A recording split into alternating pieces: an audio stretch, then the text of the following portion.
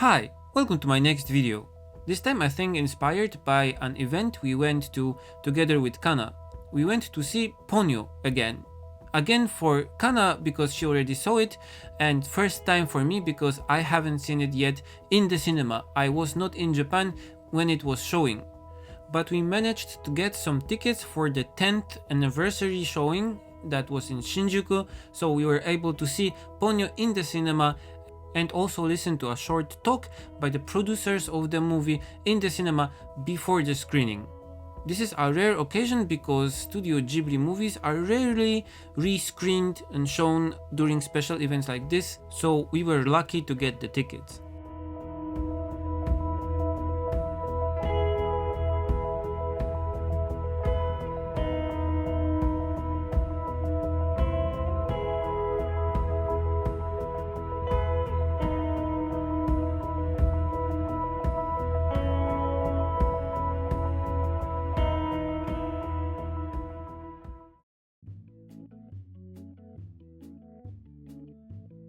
Okay, so after watching Ponyo in the cinema, I had to paint something that's kind of similar in style to the backgrounds of the movie. I like the art style of Ponyo, this kind of looseness, but also richness of detail and colors and textures, so I wanted to try something similar.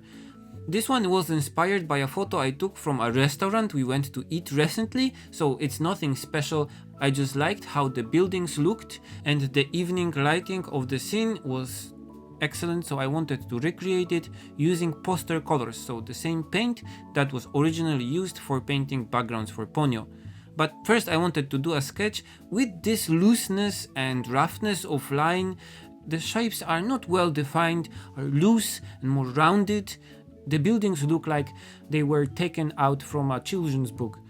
I like this style very much. I tried to incorporate the looseness of the shapes in most of my recent digital paintings, but I wanted to try also with poster colors. After erasing the sketch a bit so it's not so visible, I started to get the poster colors ready. I'm using here the Nicker brand and also the Turner brand. Mostly used in animation studios is the Nicker brand, but I also have some colors that I like from Turner, so I decided to use both brands here.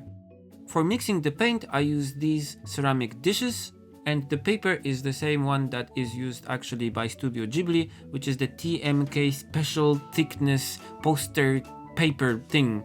I was able to buy some sheets of this paper in Sekaido in Shinjuku. After interviewing the backgrounds director at Studio Ghibli, we went there probably I think 3 years ago, and I was able to ask him a lot of questions about the techniques that they use, but also about the tools that they used during the production of backgrounds for Ponyo. I'm not an expert in painting in poster colors, but I tried to emulate the way that they do it in animation studios.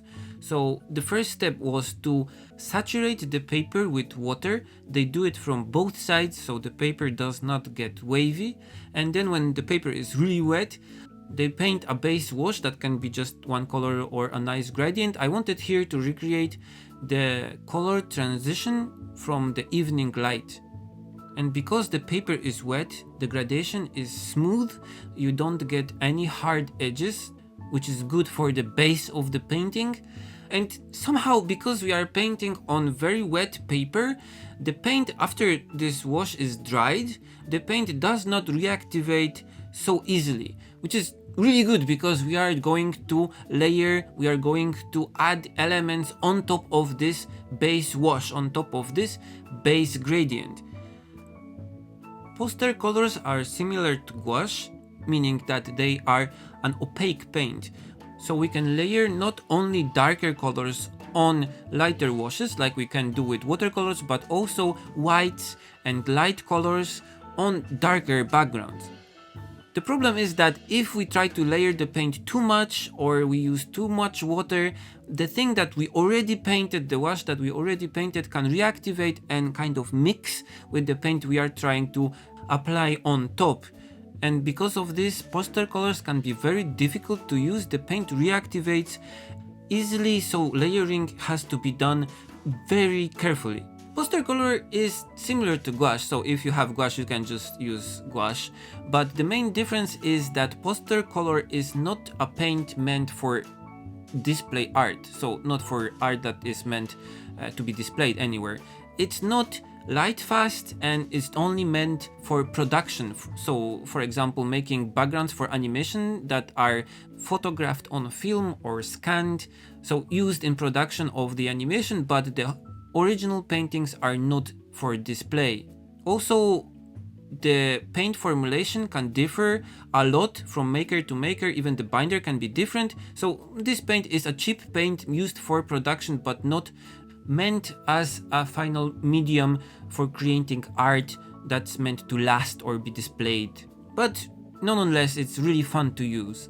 Okay, so after the painting part was done, I decided to add black lines and details on the part that's in the foreground to add more depth to the picture and to emulate the style of Ponyo backgrounds a bit more. I also decided to add some textures using the Neocolor II pastels. These are water-soluble pastels that actually were used also in production of the Studio Ghibli backgrounds. Okay, so this is how the final picture looks like.